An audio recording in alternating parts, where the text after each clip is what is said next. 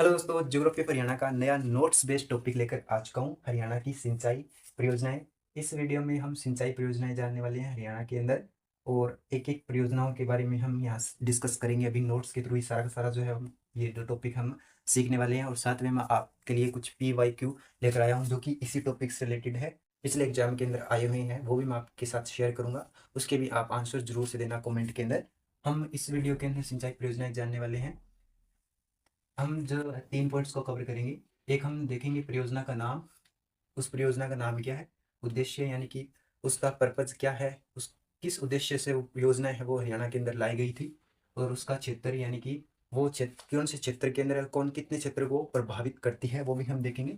तो ये 3 ही टॉपिक है। इन्हीं टॉपिक पर अपना जो है सारा का सारा ये जो टॉपिक है सिंचाई परियोजना, ये सारा का सारा इन्हीं 3 पॉइंट्स पर है बेस्ड। इन्हीं 3 पॉइंट्स से ये सारा का सारा टॉपिक हम आज सीखने वाले हैं। मैप के थ्रू सीखेंगे, मैप का भी यूज़ हम करने वाले हैं।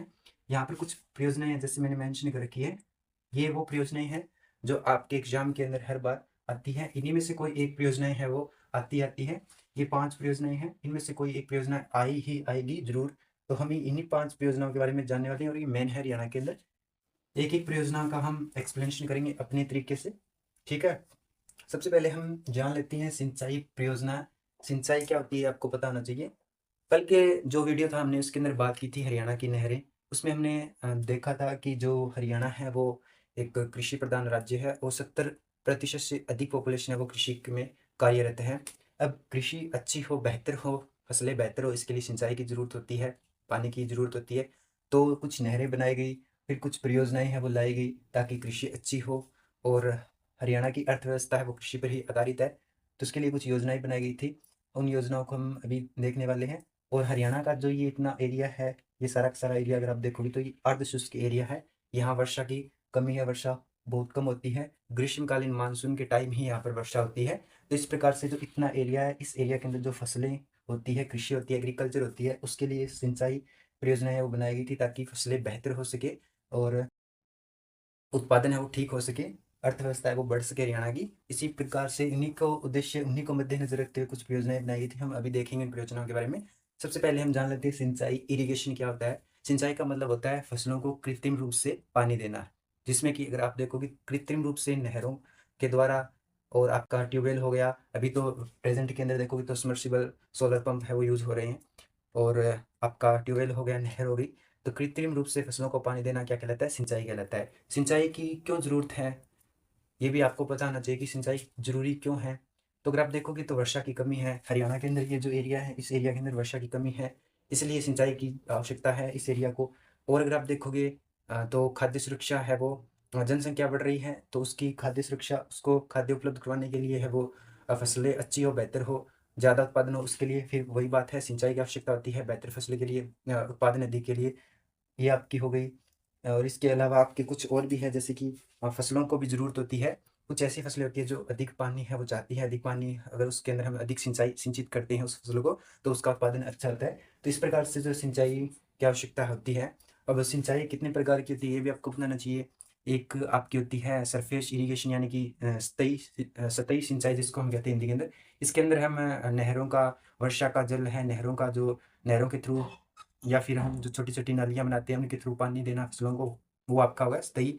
और एक आपका हो गया ड्रिप सिस्टम, अभी जो प्रेज़ेंट के अंदर काफ़ी लोकप्रिय प्रसिद्ध हो चुका है ड्रिप सिस्टम। इसके अंदर आपका पता है आपको वैसे तो, इसके अंदर आपका पौधों की जड़ों के अंदर बूँद-बूँद पानी पड़ता है। एक आपका स्प्रिंकलर सिस्टम हो गया, छिड़काव, ठीक है? जिसके अंदर कि छिड़काव किया जाता है जहाँ अर्ध शुष्क भूमि होती है, असमतलीय भूमि होती है, उसके अंदर स्प्रिंकलर सिस्टम का है वो प्रयोग किया जाता है। ये वाला जो अगर आप एरिया देखोगे, ये वाला एरिया, इसके अंदर स्प्रिंकलर सिस्टम है वो यूज़ किया जाता है, क्योंकि भूमि है वो असमतल है और यहाँ पर रेतीली भूमि है।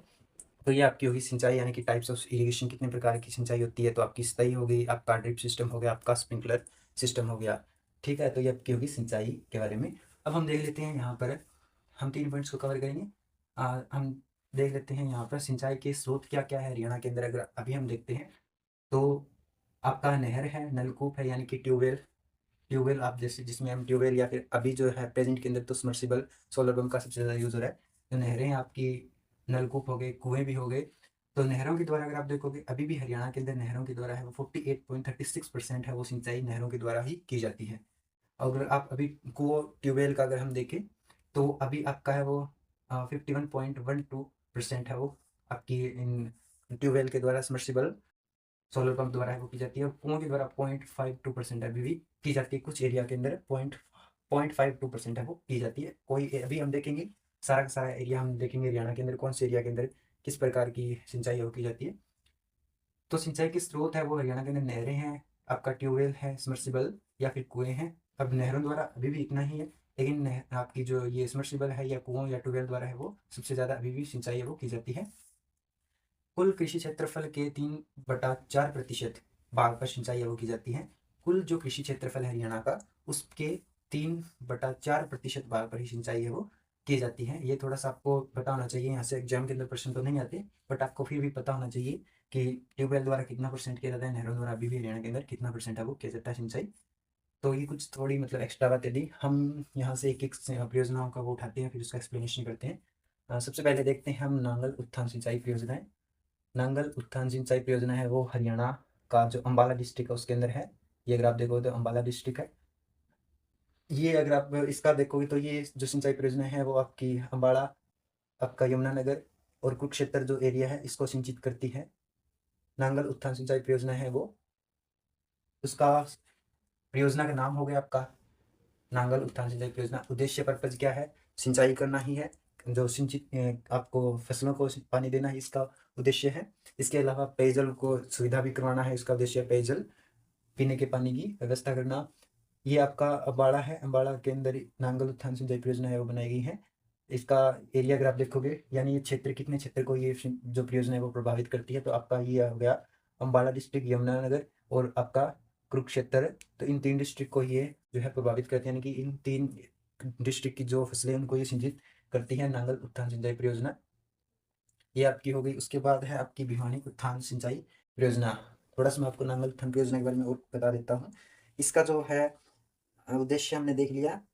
ये है वो 80 किलोमीटर एक लंबी नहर है वो बनाई गई है अम्बाड़ा, ठीक है। 80 किलोमीटर लंबी नहर एक बनाई गई है और ये 2 चरणों में बनाई गई है, ठीक है। 2 चरणों में इसका निर्माण किया गया है। 80 किलोमीटर लंबी ये नहर है एक नांगल उत्थान सिंचाई परियोजना। सेकंड आपकी भिवानी उत्थान परियोजना है, नाम से पता चल रहा है भिवानी उत्थान सिंचाई परियोजना यानी कि भिवानी, ये आपका भिवानी है।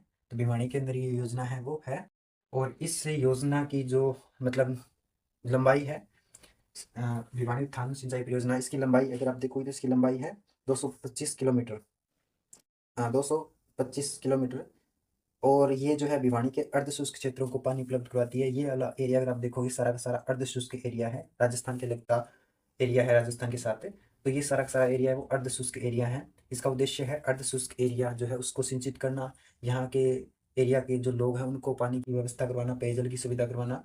और ये सारा का सारा एरिया अगर आप देखो तो ये ऊंचा एरिया, क्योंकि यहाँ से अरावली का कुछ भाग देखने को मिलता है। इधर आपका राजस्थान का है वो आ जाता है बालू टिब्बे।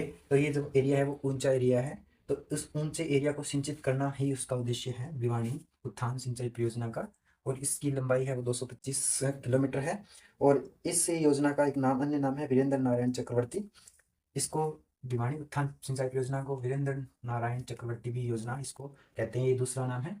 क्षेत्र की बात कर लेते हैं कितने एरिया को, तो सिर्फ ये भिवानी और इसके आसपास का जो एरिया है, जैसे आपका ये चरखी दादरी का एरिया हो गया, तो इसके आसपास का सीमावर्ती जो क्षेत्र है भिवानी है, ये क्षेत्र है इसका, मतलब इतने क्षेत्र को ये प्रभावित करती है परियोजना। उसके बाद आपकी आ जाती है लोहारू उत्थान सिंचाई परियोजना। लोहारू उत्थान सिंचाई परियोजना भी भिवानी के अंदर है। ये यहाँ पर अगर आप देखो तो ये लोहारू है। इसका दूसरा नाम है इंदिरा गांधी नहर भी इसको कहते हैं हरियाणा के अंदर, लोहारू उत्थान सिंचाई परियोजना को। और ये जो है नहर है वो आपकी भिवानी नहर से ही निकाली गई है, यानी ये योजना भी है वो आपकी भिवानी जो नहर है उससे ही एक नहर निकाल कर योजना है वो बनाई गई है। और इसका उद्देश्य भी अगर आप देखोगे तो सेम उद्देश्य है, अर्धशुष्क एरिया है उसको सिंचित करना और लोगों को जल पानी जो पीने के पानी की व्यवस्था करवाना, और ऊंचा एरिया है यहाँ का भी तो उसको भी सिंचित करना इसका उद्देश्य है। तो उद्देश्य तो लगभग हर योजना का सेम है, कोई ज़्यादा नहीं है। प्रभावित क्षेत्र यहाँ देख लेते हैं तो ये आपका लोहारू है और महेंद्रगढ़ का आपका कुछ एरिया है। उसके बाद आपका चरखी दादरी का, भिवानी का कुछ एरिया अगर आप देखोगे तो ये क्षेत्र को प्रभावित करती है। और इसकी लंबाई की बात कर लेते हैं, इस योजना की जो लंबाई है वो 225 किलोमीटर है। भिवानी नहर से ये योजना बनाई गई है, भिवानी नहर से ही नहर निकाल कर योजना बनाई गई है लोहारू के लिए। तो ये आपकी लोहारू उत्थान सिंचाई परियोजना होगी। उसके बाद हम देख लेते हैं 4 नंबर आपकी नरवाना सिंचाई परियोजना है। ये अगर आप देखोगे तो नरवाना आपका है जींद के अंदर, यहाँ पर जींद है, ये जींद का नरवाना एरिया आ गया। नरवाना सिंचाई परियोजना है वो उसके ये अगर आप देखोगे तो ये आपकी भाखड़ा नहर से ही निकाली गई है, जो कि हमने कल के वीडियो के अंदर देख लिया था नहरों के बारे में, वीडियो जान ली थी। उसके कौन कौन सी मुख्य नहरें थी, कौन कौन सी ब्रांचेस थी, कौन कौन सी सब ब्रांचेस थी, कौन कौन से एरिया से वो है जा रही थी, वो हमने कल वीडियो है उसके अंदर डिस्कस कर लिया था। तो नरवाना सिंचाई परियोजना जो है आपकी ये भाखड़ा नहर से निकाली गई है। इसका भी उद्देश्य अगर आप देखोगे तो यही सिंपल है, सिंचाई करना फसलों के लिए। और जींद का जो ये एरिया है, इस एरिया को सिंचित करना इसका उद्देश्य है। तो हर एक परियोजना का उद्देश्य वो लगभग सेम है, सिंचित करना और पेयजल की सुविधा है वो देना। ये सभी योजनाएं हैं, उनका मुख्य उद्देश्य है। प्रभावी क्षेत्र तो आपका ये पूरा पूरा नरवाना हो गया, जींद हो गया कुछ एरिया, ठीक है, ये आपका हो गया इसके अंदर प्रभावी क्षेत्र। उसके बाद देख लेते हैं हम 5 नंबर जूही नहर सिंचाई परियोजना। जूही नहर सिंचाई परियोजना है वो यहाँ अगर आप देखोगे तो भिवानी के अंदर जूही एक विलेज का नाम है यहाँ। तो जूही नहर सिंचाई परियोजना है, ये जो जूही नहर है आपकी ये जो हांसी ब्रांच है, हांसी ब्रांच की जो सब ब्रांच है सुंदर, सुंदर से ये निकाली गई है। हांसी की जो हांसी ब्रांच है वो आपकी पश्चिमी यमुना नहर से निकाली गई है। हांसी ब्रांच से सुंदर सब ब्रांच है वो निकाली गई है। सुंदर सब ब्रांच से आपकी ये जूही नहर सिंचाई परियोजना है वो बनाई गई है। तो ये आपको बताना चाहिए। इसका उद्देश्य भी सेम है, यही उद्देश्य है भी अर्धशुष्क एरिया को सिंचित करना और आसपास का जो सीमावर्ती क्षेत्र है उसको जल की उपलब्धता करवाना, ये इसका उद्देश्य हो गया। ठीक है, तो ये कुछ है। इसके अलावा अगर आप देखो तो इंदिरा गांधी नहर भी है, जो कि हरिके बैराज पंजाब में, जहाँ सतलुज नदी और व्यास नदी है वो मिलती है। हरिके एक विलेज है, उसके पास व्यास नदी है वो सतलुज नदी में मिलती है। तो वहीं से इंदिरा गांधी नहर है वो निकाली गई है। और इंदिरा गांधी नहर का मुख्य पर्पज़ तो जो है वो निकालना यही है कि जो राजस्थान का जो काफ़ी बड़ा एरिया है, जहाँ पर देखो बीकानेर का हो गया, जैसलमेर का हो गया, उस एरिया को जो है जल की उपलब्धता करवाना, यानी कि पीने के जल की उपलब्धता करवाना। और वहाँ का कुछ एरिया वो सिंचित भी इससे किया जाता है इंदिरा गांधी नहर से। इसकी लंबाई 650 किलोमीटर और सिरसा से होती हुई ये जो जाती है पंजाब, उसके बाद ये सिरसा के अंदर एंट्री करती है, उसके बाद हनुमानगढ़ डिस्ट्रिक्ट से होती हुई ये राजस्थान के अंदर जैसलमेर तक है वो जाती है। तो इंदिरा गांधी नहर भी है। इसका कुछ भाग जो है वो हरियाणा से होकर जाता है, तो ये इसका सिरसा को भी कुछ फायदा हो जाता है इंदिरा गांधी नहर से भी। ये आपकी होगी सिंचाई परियोजनाएं, ये वही सिंचाई परियोजनाएं हैं जो हर बार एग्जाम के अंदर आती है। इन्हीं में से कोई एक परियोजना है वो पूछी जाती है। ठीक है, तो ये आपकी होगी सिंचाई परियोजनाएं। अब हम यहाँ पर देख लेते हैं कि सर्वाधिक जो आप देखोगे सर्वाधिक जो नहरों द्वारा सिंचाई की जाती है वो सिरसा के अंदर की जाती है। सिरसा के अंदर सर्वाधिक नहरों द्वारा सिंचाई की जाती है। और सर्वाधिक कम नहरों द्वारा सिंचाई की जाती है पंचकुला के अंदर। इसका कारण अगर आप देखोगे तो पंचकुला का जो ये एरिया है, उत्तर पूर्वी एरिया है, ये सारा का सारा जो है वो शिवालिक श्रेणी के पास का एरिया है। और यहाँ पर वर्षा है वो अच्छी होती है, मानसून जो ग्रीष्मकालीन ऋतु होती है उसके अंदर अच्छी वर्षा होती है, इसलिए यहाँ पर है वो सिंचाई इस नहरों की जरूरत ही नहीं पड़ती। और वैसे ये एरिया अगर आप देखोगे पंचकुला का एरिया, ये यहाँ अगर आप देखोगे तो ये पहाड़ी एरिया है। इसका ये वाला जो भाग है पहाड़ी एरिया है, गिरिपात एरिया आ जाता है, शिवालिक श्रेणी। तो यहाँ पर वैसे भी नहरें बनाना संभव नहीं है। तो इस प्रकार से यहाँ पर वर्षा अधिक होती है, इस प्रकार से यहाँ पर नहरों की आवश्यकता ही नहीं है। और एरिया भी अगर आप देखोगे तो काफ़ी कम एरिया है। दूसरा इसका कारण है कि आपका कुछ एरिया है वो यहाँ पर पहाड़ी एरिया आ जाता है, इस कारण से। तो सर्वाधिक कम नहरों द्वारा सिंचाई की जाती है पंचकुला के अंदर, और सर्वाधिक नहरों द्वारा सिंचाई की जाती है आपकी सिरसा के अंदर। अब इसका भी रीजन है, इसका रीजन क्यों है, क्योंकि एक तो एरिया अगर आप देखोगे तो बड़ा एरिया है, सबसे बड़ा डिस्ट्रिक्ट है हरियाणा का। दूसरा ये राजस्थान के साथ लगता हुआ एरिया है। ठीक है, राजस्थान के साथ लगता हुआ एरिया है, मतलब शुष्क एरिया हो गया। तो यहाँ पर जो है सर्वाधिक नहरों द्वारा अच्छी फसल हो, बेहतर फसल हो, इसके लिए यहाँ पर सर्वाधिक नहरों द्वारा सिंचाई की जाती है। पंचकुला के अंदर सर्वाधिक कम नहरों द्वारा सिंचाई की जाती है। ये हो गई। अब यहाँ पर हमने जो है हरियाणा को 4 भागों के अंदर डिवाइड किया है, यानी कि हरियाणा के कौन कौन से भाग में कौन कौन से है वो स्रोत से जल साधन से है वो सिंचाई की जाती है उस एरिया के अंदर। तो हमने वो 4 भागों में इसको डिवाइड किया हुआ है। जैसा कि ये आप देखोगे तो ये वाला जो एरिया है आपका सारा का सारा जो है उत्तर पूर्वी एरिया है। और इस एरिया के अंदर सिंचाई की किस स्रोत से, यानी कि कौन सा साधन है सिंचाई का सबसे उत्तम साधन इस एरिया के अंदर कौन सा है, तो वो आपका है वर्षा। वर्षा सबसे ज़्यादा होती है इस एरिया के अंदर, क्योंकि ये एरिया आपका शिवालिक श्रेणी के पास का एरिया है। और तो इस प्रकार से जो है यहाँ पर वर्षा अधिक होती है। तो इसका प्रमुख जो साधन है सिंचाई का वो वर्षा है। इसके बाद इसका जो दूसरा प्रमुख साधन है वो है नांगल उत्थान सिंचाई परियोजना, जो कि अभी हमने डिस्कस कर लिया है। तो नांगल उत्थान सिंचाई परियोजना है वो इसका दूसरा उद्देश्य है, और यहाँ पर वर्षा है वो अधिक होती है। तो ये आपका जो उत्तर पूर्वी एरिया है, इस एरिया के अंदर जो सिंचाई के साधन है वो कौन कौन से है, इस एरिया के अंदर सिंचाई के साधन है, पहला आपका हो गया वर्षा, क्योंकि वर्षा अधिक होती है इस एरिया के अंदर। आपका पंचकुला, अम्बाड़ा, यमुनानगर, हो गया, कुरुक्षेत्र का एरिया हो गया, और दूसरा यहाँ पर नांगल उत्थान सिंचाई परियोजना है वो बनाई गई, तो ये दूसरा साधन है। उसके बाद आप देखोगे तो ये जो आपका मध्यवर्ती भाग आ गया हरियाणा का, जिसके अंदर आपका ये कैथल हो गया, करनाल हो गया, जींद हो गया, पानीपत हो गया, सोनीपत हो गया, रोहतक हो गया, झज्जर हो गया। ये जो एरिया है आपका मध्यवर्ती एरिया, इसके अंदर नहरें द्वारा भी सिंचाई होती है, नहरों द्वारा, क्योंकि यहाँ से आपको कल के वीडियो के अंदर हमने बात की थी, पश्चिमी में नहरें वो निकाली गई हैं, तो यहाँ से नहर के द्वारा इसका सिंचाई एरिया जो है सिंचित किया जाता है। तो इसका प्रमुख साधन तो है वो नहर ही है इस एरिया के अंदर। और दूसरा इसके अंदर है वो ट्यूबवेल, आपका ये जो सबमर्सिबल हो गया, सोलर पंप हो गया, तो ये आपका इसके अंदर प्रमुख साधन है सिंचाई के, नहर और ट्यूबवेल। उसके बाद आप आ जाओ दक्षिण के अंदर, दक्षिण का जो एरिया है जिसके अंदर आपका फरीदाबाद हो गया, गुड़गांव हो गया, पलवल हो गया, मेवात हो गया, रेवाड़ी का एरिया हो गया कुछ। तो ये जो दक्षिण का एरिया है इसके अंदर वर्षा कम होती है।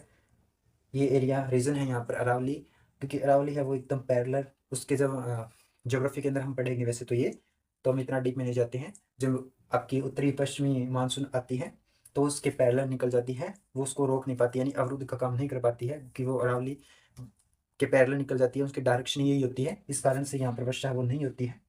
और जैसे ही वो यहाँ शिवालिक श्रेणी से टकराकर ऊपर उठती है तो उसका तापमान कम होता है, टेम्परेचर कम होता है, कंडेंसेशन होता है, और यहाँ पर भारी मात्रा में वर्षा आती है। तो यहाँ पर वर्षा जो आपका दक्षिण एरिया का ये एरिया जो है, यहाँ पर वर्षा कम होती है, इसलिए यहाँ पर सिंचाई का प्रमुख साधन है वो आपके कुएं हैं और ट्यूबवेल है। कुएं हो गए, ट्यूबवेल हो गए, इसके कारण इसका एक जो है आपका कल के वीडियो में मैंने बात की थी, गुड़गांव नहर है वो निकाली गई है, और एक आगरा नहर है वो निकाली गई है। तो इस प्रकार से गुड़गांव नहर से फरीदाबाद को, गुड़गांव का एरिया वो भी सिंचित होता है, और आगरा नहर से पलवल का एरिया भी सिंचित होता है। तो यहाँ पर मुख्य साधन है वो कुएं हैं, आपका वर्षा कम होती है, ट्यूबवेल है, और नहरें भी हैं यहाँ पर भी। उसके बाद ये वाला जो एरिया आप देख रहे हो, पश्चिमी एरिया या रेतीला भाग भी इसको हम कह सकते हैं, रेतीला भाग या फिर आपका पश्चिमी एरिया। तो ये एरिया जो है यहाँ पर किस साधन से सिंचाई की जाती है, जिसमें सिरसा हो गया, फतेहाबाद हो गया, हिसार हो गया, भिवानी हो गया, चरखी दादरी हो गया, महेंद्रगढ़ का एरिया हो गया। तो इस एरिया के अंदर है वो सिंचाई, प्रमुख साधन सिंचाई का वो नहरें हैं वैसे तो, क्योंकि अभी जो परियोजनाएं हैं हमने डिस्कस की है, जैसे भिवानी, लोहारू, ये जूही, ठीक है, ये अभी हमने देख ली परियोजनाएं हैं, तो नहरें इसका प्रमुख साधन है सिंचाई का। इसके अलावा जो है ये वाला एरिया जो है वो यहाँ की जो भूमि है वो समतल है, असमतल भूमि है, यहाँ पर उबड़ खाबड़ है। ये एरिया वैसे राजस्थान के साथ लगता है, तो यहाँ पर बालू टीले भी आपको देखने को मिलते हैं। इस प्रकार से यहाँ पर है वो स्प्रिंकलर सिस्टम है वो सबसे उत्तम है। यहाँ पर स्प्रिंकलर सिस्टम, छिड़काव द्वारा जो सिंचाई की जाती है वो भी यहाँ पर है वो यूज की जाती है। ड्रिप सिस्टम भी है यहाँ पर यूज किया जाता है, और सबमर्सिबल है वो भी यूज किया जाता है, यानी कि सारे के सारे साधन है वो यहाँ पर सिंचाई के वो यूज अभी किए जाते हैं। स्प्रिंकलर सिस्टम यहाँ पर ठीक काम करता है, क्योंकि इस एरिया जो रेतीला है और वो समतल असमतल एरिया है, इस प्रकार से ड्रिप सिस्टम भी है, और नहरें भी हो गई आपकी, ये जो योजनाएं होगी, ट्यूबवेल भी हो गया, सिरसा के अंदर हो गया, सारे के अंदर हो गया ट्यूबवेल एरिया, मतलब सबमर्सिबल का। तो सारे के सारे सिंचाई के साधन यहाँ पर है वो उपयोग किए जाते हैं। तो ये 4 भाग थे हरियाणा के अंदर, जिसके अंदर कौन-कौन से सिंचाई के साधन हैं, ठीक है, वो हमने देख लिया। एक आपका ये हो गया उत्तर पूर्वी एरिया, एक आपका दक्षिण हो गया, एक मध्यवर्ती एरिया हो गया, एक पश्चिमी एरिया, रेतीला भाग हम इसको कह सकते हैं, तो ये एरिया हो गया। तो ये थी सिंचाई परियोजनाएँ हरियाणा के अंदर। आई होप, मैं उम्मीद करता हूँ आपको समझ में आ गया होगा अच्छे से। अगर नहीं आता है, नहीं आया है, तो आप एक काम करो, इसका स्क्रीनशॉट ले लो और इस प्रकार से नोट्स प्रिपेयर करो। आप अपने तरीके से एक्सप्लेनेशन करो इन सिंचाई परियोजनाओं का, जितना भी मैंने आपको ये दी है 5 सिंचाई परियोजनाएँ, तो इनका अपने तरीके से आप एक्सप्लेनेशन है वो करो अपनी नोटबुक के अंदर। अब हम कुछ पीवाईक्यू है वो देख लेते हैं, जो कि इसी टॉपिक से आए हुए हैं कुछ पीवाईक्यू। आप उनका आंसर देना, मैं आपको बताता हूँ। जैसा कि एक आपका प्रश्न आया हुआ है HSSC क्लर्क के अंदर 2016 में, जूही नहर द्वारा प्रमुखतः हरियाणा के किस जिले में सिंचाई होती है। ये हमने अभी देखा था जूही नहर सिंचाई परियोजना, तो इस जूही नहर सिंचाई परियोजना से हरियाणा के किस जिले में है वो सिंचाई की जाती है, इसका आंसर देना है आपको। ऑप्शन मैं नहीं बताऊंगा, बस सिंपल है। एक आपका प्रश्न आया हुआ है HSSC क्लर्क के अंदर कि गुड़गांव के अतिरिक्त किस जिले में गुड़गांव नहर द्वारा सिंचाई की जाती है। गुड़गांव के अतिरिक्त किस जिले में गुड़गांव नहर द्वारा सिंचाई की जाती है, तो ये भी हमने कल देख लिया था, जो यहाँ से ओखला बैराज से गुड़गांव नहर निकाली गई है, तो उससे किस गुड़गांव के अतिरिक्त कौन से जिले को सिंचित है वो की करती है। एक आपका आया हुआ है इंडस्ट्रीज एंड कॉमर्स डिपार्टमेंट में निम्नलिखित में से किसे इंदिरा गांधी नहर भी कहा जाता है, तो ये भी हमने देख लिया था, किसको इंदिरा गांधी नहर है वो कहा जाता है, कौन सी परियोजना, सिंचाई परियोजना है जिसको इंदिरा गांधी नहर कहा जाता है, ये भी हमने डिस्कस कर लिया। ठीक है, तो ये कुछ पीवाईक्यू है जो कि इस टॉपिक से रिलेटेड है, आए हुए हैं, और एक ना एक परियोजना यहाँ से आती आती है। ये 5 परियोजनाएं हैं जो इम्पोर्टेंट है। तो ये थी सिंचाई परियोजनाएं।